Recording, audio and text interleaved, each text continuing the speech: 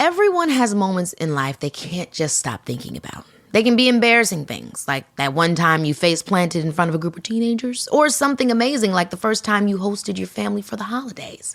And on Baby, This is Keke Palmer, hosted by me, Keke Palmer, and presented by BMW, we know to savor the good memories and let go of the bad. And one thing everyone remembers fondly is their first time behind the wheel of a BMW. So come join me and BMW this summer as we explore pop culture moments and topics you just can't stop thinking about on Baby, This is Keke Palmer. Sponsored by BMW, the ultimate driving machine. Acast powers the world's best podcasts. Here's a show that we recommend.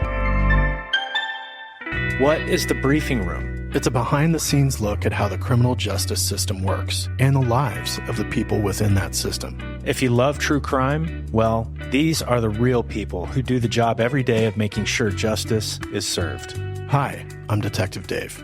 I'm Detective Dan. Together we have decades of experience in local law enforcement, a profession that we think is often misunderstood. So we're going to explore how to do it right, and we won't shy away from when it's done wrong. These are stories you'll hear nowhere else. Unique, frank, and unvarnished. From the team that brought you Small Town Dicks, this is The Briefing Room. Episode 1 drops on August 30th. We'll meet you in the briefing room. Acast helps creators launch, grow, and monetize their podcasts everywhere. Acast.com.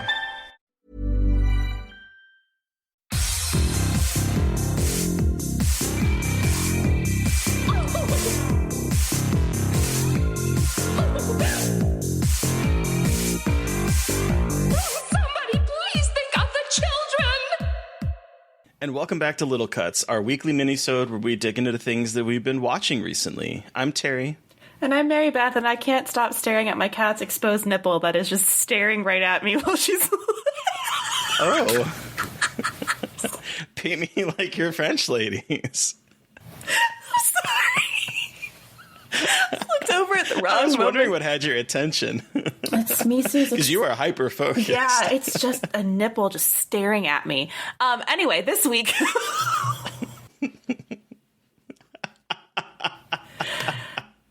this week, we're talking about Wendigos, buttworms, William Eubank being scary on a farm, and also William Eubank being scary underwater. Hell yeah, we are. Pew, pew, pew, Hell pew. yeah, we are. Before we talk about that, though, Terry, what are you doing for Halloween? Are you doing anything for Halloween that would require a costume, I guess, is a good lead-in question. No, I'm not this year. Oh, okay. Yeah, unfortunately. I think next year I want to host like a party at my place and do like a costume party again, because I did that like eons ago and then I just haven't. Yeah, so I don't know. Just with the move and stuff, we just... Yeah, no, that makes sense. I don't think I'm... But we are going to see Scream in the movie theater on Saturday. Oh, that and I'm sounds really excited fun. for that. Oh, that sounds cool as hell. What are you? Are you doing anything? I am. Are you I am dressing up? going to a costume party. I'm very excited because the last time I did a costume, I was Mothman. And this year, I'm going to be Lady Dimitrescu from Resident Evil Village. Oh my god. I can't wait to see... All of my can't wait to see. All of my costume pieces came in yesterday, or I think the last one came in yesterday. So I'm very excited to That sounds so much fire. I'm very so excited. Me too. Awesome. I'm excited to just dress up. You're and gonna have to put that on Twitter and stuff, take up so much vertical and horizontal space. I got a giant hat. I got a giant hat. Don't worry. Yes. She has a giant hat. And I'm wearing like platform heels. So like we are going to be the biggest bitch in the room. And I'm very excited. I will be the focal point of the entire party. Hell yes. People are going to be like maneuvering. And you know what the nice thing is? If it starts to rain, you have like an umbrella on your head. Listeners, I said this right as she was taking a drink. That's why there was silence. That's why I was trying. I was fighting for my life, and it's sparkling water. I swear my joke did not fall flat. So it's like pepper water in my mouth while I'm trying not to laugh. So my mouth. Oh no. But yeah, I also have a skull cup that I'm going to be, like, I think, putting like something red in. Not red wine, though, because red wine makes me want to actively die, and it does not sit well with my spirit. So we'll figure something else out. I love red wine, but my the next day after does not love red wine. That's what it is. It's like, I don't mind it, but the next day I'm like, I had one glass. Why do I feel as if I've been hit by a train? Anyway, Wendigos. Yeah. Speaking of getting hit by a train, nope, that's not even remotely a transition. Well, at one point, the police chief does ask if a body that was found was hit by a train. Oh, true. Okay, cool. So there is. So we good. We got there, kind of. But yeah, Wendigos. Yeah. So we both saw Antlers, and I have thoughts, but I guess in case you don't know what it is, it's in Oregon, an isolated town. A middle school teacher and her sheriff brother become embroiled with her enigmatic student, whose dark secrets lead to terrifying encounters with a legendary ancestral creature from an indigenous myth who came before them. What'd you think about this movie? So this movie has been like on the precipice of being released for like 2 fucking years. So it's finally out. Some critics actually saw it like 2 years ago. Oh, that's right, because it was so close to coming out, and then it was just like, ooh, pandemic, pan pizza. But so I liked it, but I found myself very frustrated with it as well. I've read the original short story, The Quiet Boy, which is great. This more takes inspiration from that than is really like based on, which is fine. Here, I think my biggest problem is that Wendigo stories, because the Wendigo is an indigenous figure, like indigenous peoples of America, like they're the origin of the legend, the figure, the spirit of the Wendigo. And so these movies that are made about the Wendigo are always very white-centric, and this was no exception, which was disappointing, I think. They literally fell into the stereotype of having one indigenous actor, Graham Greene, who literally plays, like, the token indigenous person, and I feel like a lot of movies is the person that they go and talk to about the Wendigo. He gives them the explanation, and that's it. And they open the movie with a woman speaking in an indigenous language talking about the Wendigo. And I thought, oh, that's a really good sign. That's really interesting. Like, a lot of these movies don't do that. But it fell into those usual trappings, which is a bummer. Like, I know and the Wendigo is a terrifying creature, and it's a really great creature. And I think you can make a movie like this, but you just need to, like, I think you can make movies about the Wendigo, but just try to be a little bit more, like, aware of the origin of the monster, I guess. And that kind of just bugged me a bit. Was my big thing. Yeah, absolutely same. I too had a very similar reaction to it, where it opened up and I was like, ooh, okay, good, we're having an indigenous person speaking about this myth. This is good. And then I was like, okay, but I know that it's going to be centered on white folk, because I've seen the trailers, and I know that Kerry Russell is in it, and I know that Jesse Plemons, is that his last name? Yeah. I know that Jesse Plemons is in it. So I'm like, okay, so at what point is this going to have anything to do with the indigenous myth of the Wendigo? And then, of course, you get the wise, mystic, former sheriff Graham Greene, who is basically set dressing and comes in to film the dumb white folks about what they're dealing with. And I think that's my complaint about the movie as a whole, is that there's a lot of what I would say mise en scène. There's a lot of like trappings of them dealing with trauma and generational trauma and like abuse. There's a lot of trappings of this indigenous myth. There's a lot of trappings of indigenous people kind of in the scene, but like they don't really do anything with it. Yes, everything about this movie feels incredibly surface level. And it's frustrating because it's like you can tell that they were trying with a lot of this stuff, like with the drama. Like, it felt like they really were trying to push that, but it falls short. And it is another instance, and this actually leads to, like, a wider theory or a wider, like, thing I currently have, is that, like, I know we've all complained about wanting shorter movies, but I think people have taken that too much to heart and haven't really thought through what that means for your script writing. Because I feel like this was a movie that could have benefited either from you trimming out a lot of stuff or going deeper into the characters. And I wish they'd gone deeper into the characters, because I think they were setting up some really interesting stuff with Kerry Russell's character's trauma running parallel to the little kid, like Lucas's, the kid's trauma. And I thought there was some interesting stuff going on there that could have gone deeper, especially with her brother and her relationship with trauma. But again, this movie could have benefited from, like, maybe 10 extra minutes just to, like, kind of lay more groundwork there. But I feel like people might be pivoting towards, like, shorter movies, but not necessarily thinking about the consequences of having a shorter movie. Well, I think I think you're right. I think it needed to be one of two things, because this could have been a lean, mean creature feature or an intense character drama. And the problem is, for me, like, this is listeners, I like this movie. I give it about 3 stars. It's like a positive review. It just, there's a lot of issues I have with it. But I think what bothers me is that the first half is this very intense, very depressing character drama, and then it just, like, turns, and all of a sudden it's like we're in a creature feature, and the two parts don't feel congruous with each other. It's just like 2 separate movies crammed together.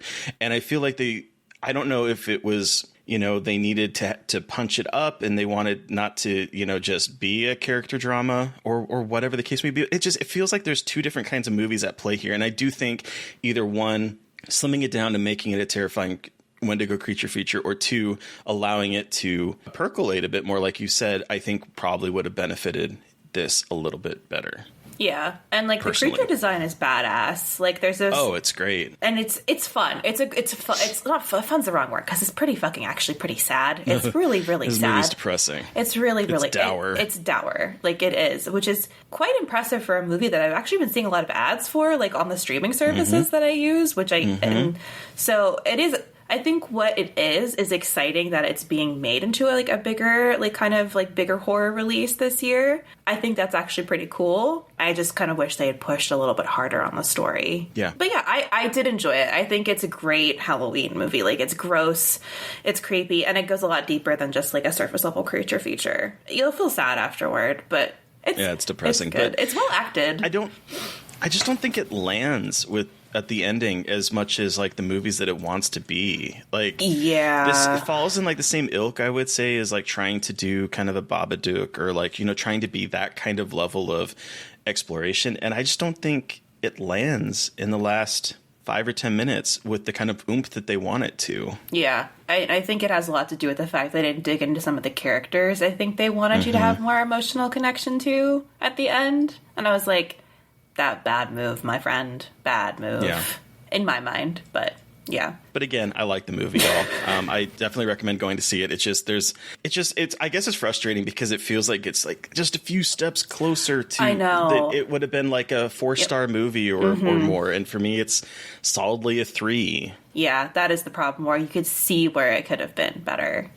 Like, I know I don't make movies, but, like, it was right there. Just a little bit more oomph. But pivoting from that, though, to our America's favorite twink, Timothée Chalamet. Dune. We both saw that as well. That was a fucking delight. Wasn't it? Okay, good. I love Dune. So, Steve loves Dune. I love Dune. We watched the David Lynch one a couple years ago. Had a grand old time. That movie is fucking terrible, but, like, also great in its own way. This is not that great. Read the book, the first one. I am not, like, a big Dune head. I've only read the first book. But I was super excited for this. And it did not disappoint me. And they're making the second one, thank God, because it ends on the weird. So, just to say, like, this movie ends in the weirdest part. Like, the book has a natural time skip in it. And I'm like, I don't understand why they didn't just break at the time skip. I think that's very strange. But whatever. That's, like, such a dumb, like, I read the book comment, but here I here I am. What'd you think? Okay, so I am not familiar. Okay, I've seen the David Lynch movie eons ago. I think when I was a kid. My mom is a huge science fiction fan. She loves Dune. I don't know how many of the books she's read, but she loves Dune. I've never read it. Okay. My introduction to Dune was through the David Lynch thing, and then there was like a TV miniseries that I saw some of. I know what the general storyline is. I know there's a little bit about it, but like it's been, again, 20 or 30 years since I've seen this movie, because I probably saw it when I was like 8 or 9. So I remember the blue eyes. I remember the space worms, and I remember the creepy Harkonnen. Harkonnen? Is that even how you say that? They say Harkonnen in the movie, but I say Harkonnen. I don't really know because it's space shit, so I guess it doesn't really matter, but I remember them. Because the Harkonnens are fucking gross. At least the Duke, the Baron Harkonnen with his little when he says smooth little cat body, he says that in the David Lynch movie, and we say that in my house all the time because of our cats. We just say, "You have a smooth little cat body." Anyway, it's disgusting, but we say it anyway. It's gross, but amazing. My point is that I guess I've heard some people that like were confused about this movie, and I don't really know much about it, and I felt like I was able to follow along perfectly fine. Oh, good to hear. I was curious to hear from someone that I knew that like wasn't as familiar with Dune. That was like, I got it. I mean, I'm sure that the movie misses out on, some nuance that's in the book, because in a book you have like so much more time to dig into specific things and, character motivations and thoughts and stuff. But like, I thought what was here was good. I thought it was absolutely beautiful. It puts to shame any blockbuster that's being released in the last decade of superhero movies. Gorgeous. If Dennis is able to do this with Dune, why can't y'all get your shit together and make your green screen, blue screen, LED screen, whatever the fuck you're using, make it look good? Because I'm sorry, this movie and the work that they were doing on Green Knight and the Wanting Mare looks 10 times better than anything that Marvel and DC are doing with their green screen. I'm sorry to say it. I don't know if that's a hot take, but it's the truth.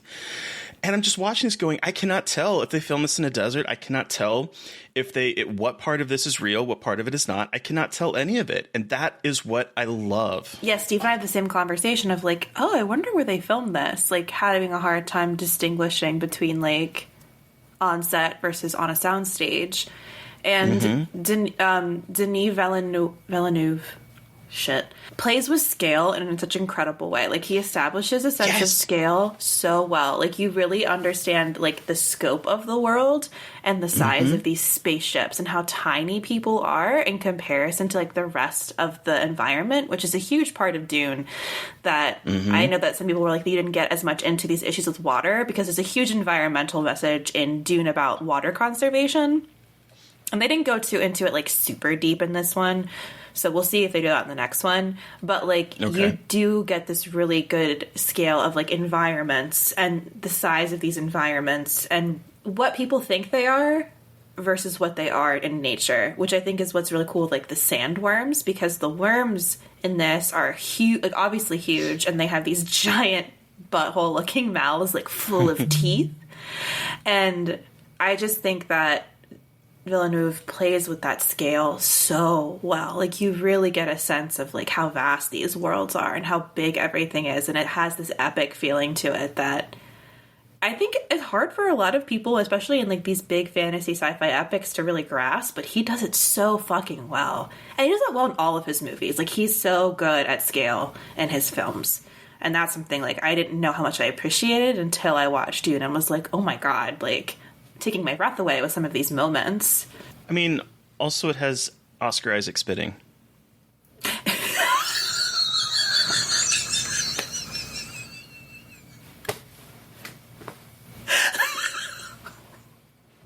Yes, that too. Thank you.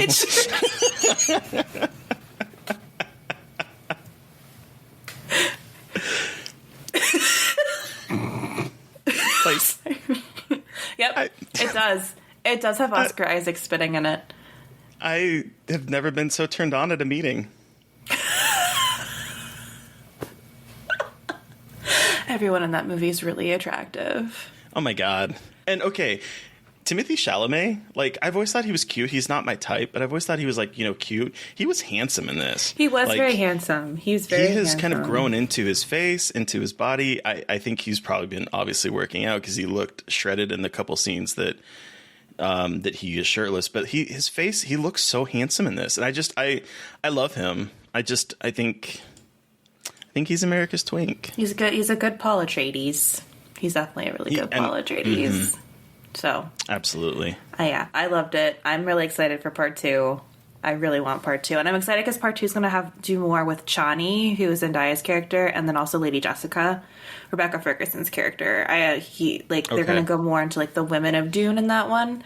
There's a lot of really crazy shit that's going to happen in the second one that I'm very excited about. One final thing from my end. You mentioned earlier about how it ends in a weird space, and one of the things that surprised me about this movie is how it sort of inverts the blockbuster format, where there's like a giant battle at the midpoint, and then for the next like hour and 20 minutes, it's a little bit of a slower paced movie, and then it kind of ends on a small note, as opposed to like a lot of times when a blockbuster happens, it's ending on like a huge, this is the big spectacle moment, and that moment happens about halfway through the movie. So it was kind of a weird blockbuster format for this, and it surprised me. It's got Lord of the Rings Fellowship of the Ring vibe to me, where that ends like there's a little bit more of a battle closer to the end in that, but like kind of that note of like when Sam and Frodo look at each other and they walk off, and that's the end of the movie, like they're walking towards Mordor. Like this gave me that kind of vibe. Like this is only the beginning. I think they literally said this only the beginning or some shit like that. So like he meant for this to be 2 movies. It just hadn't been greenlit yet, which is so fucking ballsy. It's just being like, it's not greenlit yet, but there's gonna be a part 2, and I'm like, hell yeah.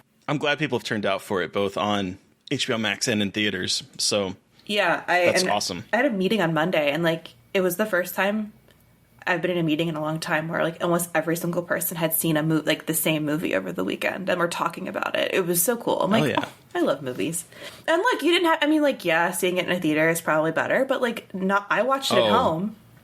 I would have loved to have seen this in a movie theater. Yeah, but you know, oh my God, I'm still nervy. I still go to the theater sometimes, but like sometimes I don't want to leave my house. So it was nice to have the option to watch it at home, and I think. Oh yeah, I just would have. I wanted to see this on the biggest screen possible with like. Yeah, IMAX for this one might be actually pretty fucking cool, because that soundtrack, that fucking score. Oh, this is Hans Zimmer's best score. Like I was like, who is making this music? And I looked it up. I was like, oh, it's Hans Zimmer. I mean, it makes sense because you can hear some of that zom, like big bass notes. But like, I think this is probably his best score. It just fits perfectly. Yeah, and it's adventurous. Yeah, and I like how they're pulling more of like the kind of Muslim, like a lot, because a lot of Dune is influenced by like Islam and like and Arabic, and this movie leans a little bit more into those influences, and so does the music, which I kind of like, and I hope they do more of, because David Lynch's was so whitewashed, that, like did not kind of like. And sci-fi has this weird problem, like borrowing from like Eastern, like non like Western things for sci-fi, which is always such a fascinating trend. But I liked to see how Villeneuve kind of leaned into that instead of trying to shy away from it, and like had a more diverse cast of characters. So hope there's more of it. Anyway, Dune. I love Dune. It was great. Me too. All right, I'm mad at you because you saw this movie and I didn't see this movie yet. I'm fucking mad at you, and it's not your fault. But I'm mad as well, because I was kind of hoping we'd have a conversation about it. So I'm not going to dig too much into it, because I would like to have a discussion about this film. But I am going to say that if you're listening to this now, Paranormal Activity Next of Kin is out on Paramount Plus. Paramount Plus? Yeah, Paramount Plus. And I am really curious to see people's reaction to it, because I've talked to a couple critics who have seen it, and a lot of the reaction to it has been kind of mixed, and yet here I am saying that this is probably my favorite of the Paranormal Activity movies. Even the first one? This is a movie that I would probably go back to and rewatch more often than the first one. Yes. Wow. And I get that that's probably a very hot take for some people, but fascinating. This is why I'm so I need to see it in general. But like, damn it, when you say things like that, now I really have to fucking see it. But like, I think I'm afraid I might be alone in that regard, because I think every single person I've talked to is either like I hated it or it was okay. Whereas like I was really digging it. I would say do not watch the second trailer. Hopefully you haven't, because it literally spoils plot points that happen, I don't know, 20 minutes before the ending of the film. If even that, it might even be like 15 minutes before the end of the film. Like, it's ridiculous. But so, I mean, this movie has, as far as I'm aware, it has nothing to do with the original ones. I'll talk very briefly about it because I want to have it more in depth later. But it's about this documentary filmmaker who discovers she was adopted. She discovers that her family is Amish, that her biological family is Amish, because one of the people in the family went on Rumspringa and did 23andMe and discovered, boom. Oh, fascinating. I have kin. And so she goes there to film it with her cameraman and a sound guy who is the comic relief, and he's really funny, and I love his character in it. And they go there, they're in this place, and what I really liked about it is that because this place uses no electricity, everything is very dark. It makes sense why they have the cameras, because they're using them for light. Oh, cool. Okay.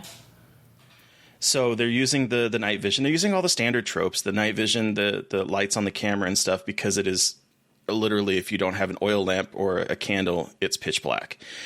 And so you have that, and then it builds to this gonzo finale that I just loved. I just love the ending of this movie. So if you have Paramount Plus, go watch it. If there's a free trial, go watch it. I don't know how expensive Paramount Plus is, but it might be worth just to get it for a month, because it's the same price as renting a movie, probably. So, I mean, if you're a fan, I would recommend watching this, and then hopefully Mary Beth will get a chance to watch it and we can dig into it, because I am really curious to hear your thoughts. So I'm very angry. Very angry. I tried. My emails, they go unanswered. I just want to watch your movie. Right? Do you know who I am? Just kidding, guys. I would never fucking say that to anybody. But yes, hopefully I will plan on if I don't get a screener, I will watch it. I will pay for Paramount Plus to see this, because y'all know how much I love found footage and Paranormal Activity, so I have to for this.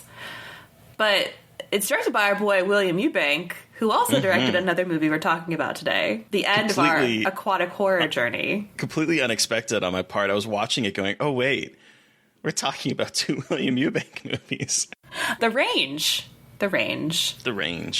Yeah, what's the last movie we watched for our...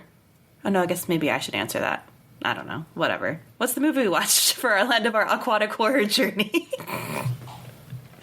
We watched Underwater from 2020. With Kristen Stewart looking butch and hot as fuck. I will say I'm sad that she wasn't explicitly queer in this movie. It made my heart kind of sad, but that's okay. Yeah, fair enough. Yeah, so I haven't seen this movie since watching it in theaters in January of 2020, right? Yeah, that was the last movie Yep. No, it was that. No, Invisible Man was the last movie I saw in theaters, but this is one of the last movies that I saw in theaters before. One of the last for me, too. Yeah. You saw it for my birthday. Yeah. And because it had the unfortunate January release problem, but it was not a bad movie whatsoever. No, and it's so frustrating to me, because I feel like if this movie was a success, we would have seen a lot more underwater or aquatic horror films, but I feel like this was sort of the nail in that coffin, because it was such an expensive film and it failed spectacularly, and that's a shame, because it looks expensive.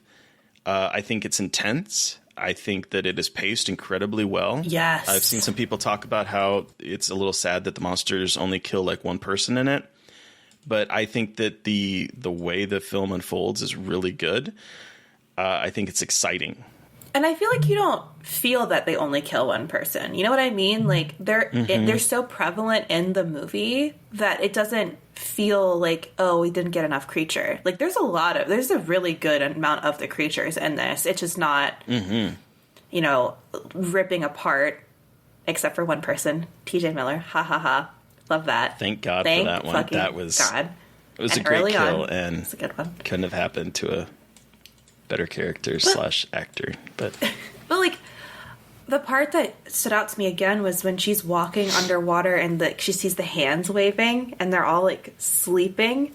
Oh, it's so good. Like, it's just, again, scale. I think this movie also does scale really well and making you realize like how underwater they are. Like, haha, underwater. But like appreciating how deep they are under the water. Yes. And how minuscule they are. Yes, how minuscule they are and how and again, like, terrifying it is to be, you're so isolated. Like, there's the earthquake that kind of cuts them off and there's nothing anyone can do about it. Yeah. So, my favorite moment. Oh, so much. My favorite moment actually from this watch is a very understated. Like there's a lot happening, but it's a very understated scene. It's when they realize that there's something out there and they're running and things are falling.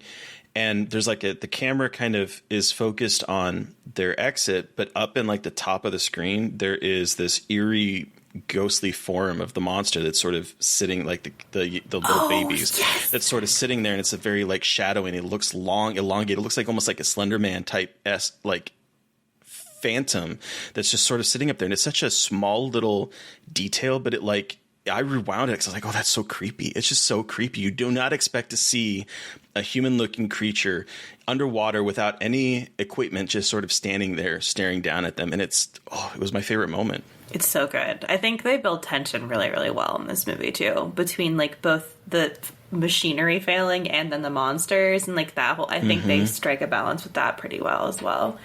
And, I mean, let's just cut to the chase. It's actually a Cthulhu movie. Yes, which... Yeah. I'm a little annoyed about, simply because I was on the second watch knowing what I was going to be getting at the end. There's a couple moments where it almost feels like they might add a little bit of madness to it. Like the very opening scene has, spider alert, has her dealing with this spider there. And he's like, what are you doing here? And I'm just like, there are moments there where almost as if like, are they going insane?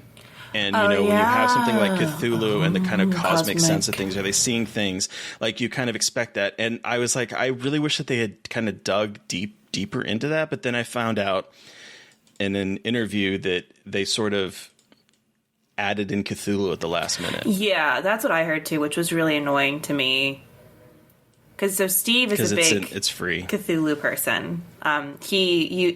Fan of H.P. Lovecraft, but very much acknowledges the fact that H.P. Lovecraft is also a terrible person, but like he grew up reading the stories and stuff like that. You know, that old chestnut. But when he found out it was Cthulhu, he's like, why'd you have to just like wedge it in at the end though? That seems kind of shitty to just like, if you're gonna use this monster, or like, it was scary without it being Cthulhu even, you know what I mean? Like, I don't think it being Cthulhu really added anything to it because they didn't really go into like lore. I mean, like when they walk across the sea floor, like there is like the temples and stuff, which I thought was like, I was like, oh, there's like some cosmic horror-y stuff here, but they could have just left it at that. But yeah, I think the Cthulhu thing, because they did it after the fact too, so I think like that got people more excited to watch it, like if they didn't catch it, you know what I mean? Like, I felt like one of those things that was like, ooh, actually it was Cthulhu. Go watch my movie. It's a cosmic horror movie. When it's not really. No, it's not. And it kind of bothered me a little bit where it's like, yeah, in the script, it kind of described it as this whale-looking thing. And, you know, Cthulhu is in the free domain. And sort of like, let's just do that. But I would have loved to have some weird-ass big whale thing. That would have been even fucking cooler. Like your own original weird giant like Leviathan creature from the depths. Oh, that would have been so cool. But here we are. What the movie does do well, though, is economy of storytelling. And I've talked about this a couple times and stuff. The way that the credits give us all the exposition we need. It's like the largest, deepest drill. They talk about how far down in the trench, the Mariana Trench is. They show the schematics. They show the eventual path that they take. The drilling anomaly, like there's all this little bits and that's all we need to know. And then 7 minutes into the film, the action is starting and they are on their way and they're rushing. And it's just like there's environmental storytelling and there's economy of storytelling. And it's all we need for this, man. It's so good. Well, and you get a sense that the character, like this isn't, they invest you in the characters really well in terms of giving you little tidbits about like Kristen Stewart's like the death of her fiance, but like don't go into detail, but you get just enough information from both like her looking at her locket to like little things she says to people. And like you said, economy of storytelling, you get these characterization beats on top of the action. Like it's all integrated together really well, so you don't feel like they're spending too much time trying to explain something or get you invested in the character. Like this is not a movie that wants you to like super care. Like it doesn't want you to care, but you know what I mean? Like it's more into like the action elements, and I think it does a really good job of making you like Kristen Stewart's character while also keeping it going, which I really appreciate. Like I don't think a lot of movies do that super well, and it's always so good to see it done so well and so effectively. Absolutely. I love this movie. I do too. It's so and good. I'm so freaking pissed that it failed. I know. They've doomed it. And like, I'm sorry, the title Underwater is like not a good title. No, it really isn't. I don't think it sells it like super well. I don't think the marketing for this movie was, I think they were like trying to make this like air of mystery around it, but I don't think it worked very well for this movie, which is such a bummer. I just don't think they did it any favors. I know a lot of horror people like it, so maybe we'll just continue to keep yelling about it until people give it more of a chance. Yeah. Yeah, if you haven't watched it, go watch it, because knowing that Cthulhu's at the end doesn't spoil anything. No, it doesn't. Yeah, it doesn't spoil anything. We're done with our underwater aquatic horror journey. Where are we going next, Mary Beth, and what movie are we starting these off with? We're getting horny on Maine, everybody. We are looking at erotic thrillers, and I am so fucking excited because I am not super familiar with erotic thrillers, and so we're starting it off with a motherfucking bang with Wild Things. I've never seen it, yes, and I'm so excited. I cannot wait to rewatch this movie, because it has been since I was probably a teenager that I saw it, and we'll get into that.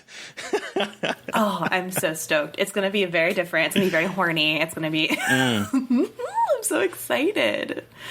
And we have like a list of movies, but like if you are familiar with erotic thrillers and there's one that you know that we just cannot miss that is like a quintessential text, please let us know, because I know a little bit about them from like the 90s erotic thriller trend, but like I am not as well versed in this genre either, and so I'm really excited to see a wide range of them. Ooh, we gotta watch In the Cut. I just thought about that. Oh yeah, We gotta watch In the Cut. Sorry, have I seen In the Cut? Have I? No, I'm wondering if I have. I'm not. I have not. That was with Meg Ryan, right? Mm-hmm. So, but then Terry, who are we talking to on Monday for Monday's episode? Ooh. On Monday, we are chatting with writer and director Jennifer Reeder. You know her work from Knives and Skin to the wraparound segment in the new VHS film that's on Shudder right now. And we talk about her career. She kind of drops some hints about what she's going to be doing next, which is really exciting. And then we also dig into Brian De Palma's Carrie. Oh my God. It's such a cool conversation. She's really cool, and I want to be here when I grow up. So yeah, very stoked for y'all to hear this conversation. Very different from a normal Scarred for Life interview. It's very wide-ranging, and it's very, very free-flowing. So, like, don't expect a traditional episode, y'all. Yeah. But it's so different, good. but it's really good. Like, I could listen to her talk for hours. So, yeah, I'm super stoked. If we had more time, we literally could have been there for another hour and a half. Exactly. We could have for 100%. So, but listeners, you've heard from us. We want to hear from you. Did you watch a film that we talked about this week and have thoughts? Do you have erotic thriller suggestions for us? Send us an email at scarredforlifepodcast@gmail.com or reach out to us directly on Twitter. I'm at MB McAndrews. And I'm at Gaily Dreadful. And of course, follow the podcast on Twitter at Scarred Podcast. And please take a few moments of your time and give us a rating and a review on iTunes, and make sure that you are subscribed so you're getting these episodes, and it helps our download numbers. Please. Thank you, Eric Power, for our artwork. Thank you to Sean Keller for our music. Thank you, everyone, for listening. Please stay safe out there. Most importantly, stay creepy. And until next time. Won't somebody please think of the children?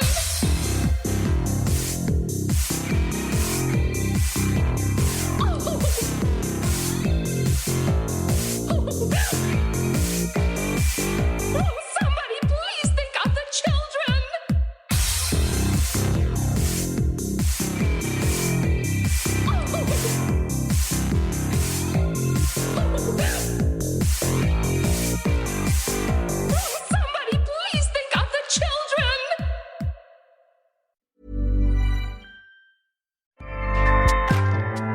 Acast powers the world's best podcasts.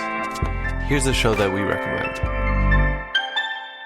What is the briefing room? It's a behind-the-scenes look at how the criminal justice system works and the lives of the people within that system. If you love true crime, well, these are the real people who do the job every day of making sure justice is served. Hi, I'm Detective Dave. I'm Detective Dan. Together, we have decades of experience in local law enforcement, a profession that we think is often misunderstood. So we're going to explore how to do it right, and we won't shy away from when it's done wrong. These are stories you'll hear nowhere else. Unique, frank, and unvarnished. From the team that brought you Small Town Dicks, this is The Briefing Room. Episode 1 drops on August 30th. We'll meet you in the briefing room.